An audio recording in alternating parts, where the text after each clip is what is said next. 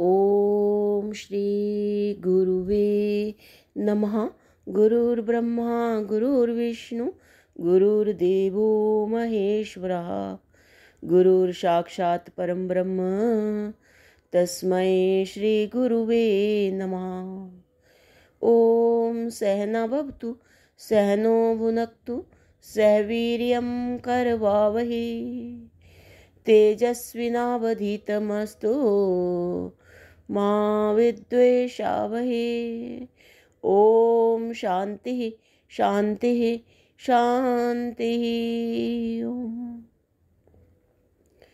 प्रणाम भगवान श्री वेदांत दीपिका परमहंस स्वामी श्री योगानंद जी महाराज, जिनको आलू वाले बाबा भी कहते हैं भगवान। और हमारा 22वां टॉपिक आत्मा अशुद्ध कैसे हुआ को आगे कंटिन्यू करते हुए प्रश्न है भगवान, आत्मा शुद्ध स्वरूप है तो अशुद्ध स्वरूप वाला जीव किस प्रकार हुआ? अशुद्ध किसने किया? जड़ माया चेतन आत्मा को अशुद्ध नहीं कर सकती, स्वयं अशुद्ध हो नहीं सकता और दूसरा शुद्ध करने वाला है नहीं। तो यहाँ पर जो हमारा ये लास्ट पार्ट है प्रश्न का कि जड़ माया चेतन आत्मा को अशुद्ध नहीं कर सकती, इसी की व्याख्या आगे स्वामी जी यहाँ पर दे रहे हैं। तो बात आ गई कि भाई कल स्वामी जी ने बता दिया कि जीव जो है वो साक्षात परब्रह्म है, पर अगर वो अपने इस अहंकार को, जो अहंकार भाव है कि मैं करता हूँ, मैं भोगता हूँ, मैं करता है, तो अगर इसको जो है वो हटा दे तो वो शुद्ध ही है और इसी को शुद्ध करना है, अहम भाव को हटाना है। तो अभी बता रहे हैं कि माया और चैतन्य दो समझकर तू ऐसा प्रश्न करता है। इस प्रकार दो वस्तु एक काल में है नहीं, तो माया आत्मा को किस प्रकार अशुद्ध करे?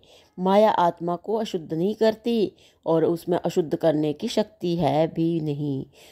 जो अशुद्ध हुआ मालूम होता है वह माया का भाव है, माया से माया का भाव दिखता है। वस्तु स्वरूप आत्मा है और भूल स्वरूप जो माया है। भूल में यह शक्ति है कि असंबित को संबित करके दिखा देती है, एक को अनेक करके दिखा देती है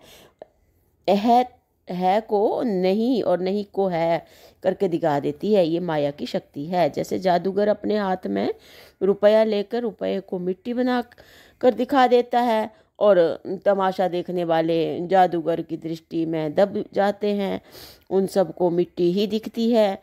वास्तविक में रुपया अशुद्ध होकर मिट्टी नहीं बना है। जब मिट्टी दिखती है तब, और जब रुपया दिखता है तब भी रुपया ही है।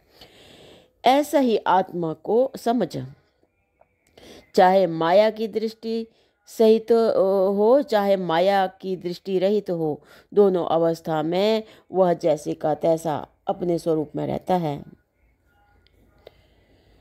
तो आगे बोल रहे हैं कि तूने कहा था कि आत्मा स्वयं अशुद्ध नहीं होता, या किसी कि तूने, यहाँ पे गुरुजी कह रहे हैं शिष्य से कि तूने कहा था कि आत्मा स्वयं अशुद्ध नहीं होता।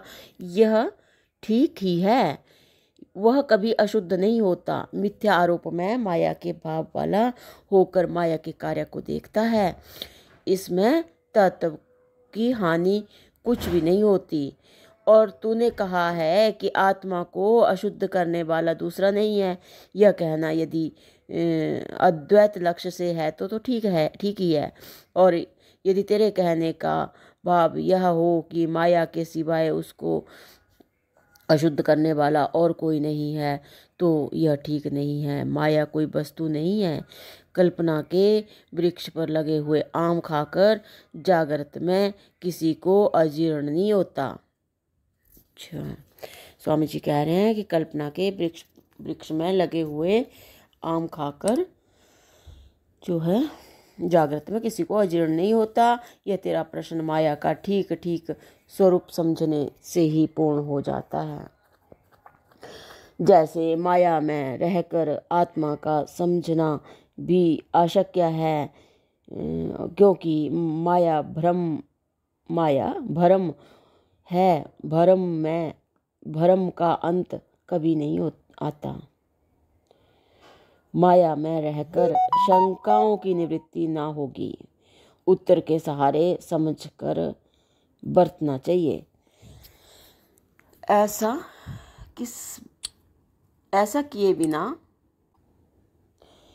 किए बिना उत्तर का फल नहीं होता। माया और आत्मा का तर्कों से कई निर्णय नहीं कर सकता, क्योंकि दोनों ही निर्णय करने वाली बुद्धि से परे हैं। उनके निर्णय करने के लिए शास्त्रानुसार अधिकारी होकर श्रवण मनन आदि में प्रवृत्त होना चाहिए। अंतिम सारांश यही है कि आत्मा को शुद्ध और जीव को अशुद्ध जो कहा जाता है वह मुमुक्षुओं को उपदेश के निमित्त कहा जाता है। वस्तुतः आत्मा और जीव भिन्न नहीं है, इसलिए शुद्ध अशुद्ध भी नहीं है। वस्तु अनिवर्चनीय है। उसका लक्ष्य पहुंचाने के लिए जो जो शब्द और युक्तियां वर्णन की हैं वे संकेत इनकी सारे स्वरूप हैं, व्यर्थ नहीं है। इसलिए लक्ष्य के पश्चात उन शब्दों और युक्तियों का त्याग होता है। आत्मा को अशुद्ध किसी ने नहीं किया है। उसमें जो अशुद्धता दिखती है वह माया के भाव में फंसे हुए को ही दिखती है। माया आत्मा को अशुद्ध नहीं कर सकती, न आत्मा स्वयं अशुद्ध होता है। वस्तु रूप एक होने से दूसरा कोई अशुद्ध करने वाला नहीं है। तो भगवान यहाँ पर हमारा जो ये आत्मा शुद्ध कैसे हुआ ये वाला जो टॉपिक है वो विराम लेता है। अब अगला हमारा 23वां जो है टॉपिक ईश्वर की समानता, और इसमें प्रश्न है भगवान की ज्ञान और अज्ञान ईश्वर कृत हैं, तो ईश्वर ने किसी को ज्ञानी किसी को अज्ञानी बनाया, तो ईश्वर पक्षपाती हुआ, ऐसा क्यों? तो भगवान इसकी व्याख्या जो वो अगले सत्संग से कंटिन्यू करते हैं। प्रणाम भगवान। ओम शांति ही शांति ही शांति ही। ओम।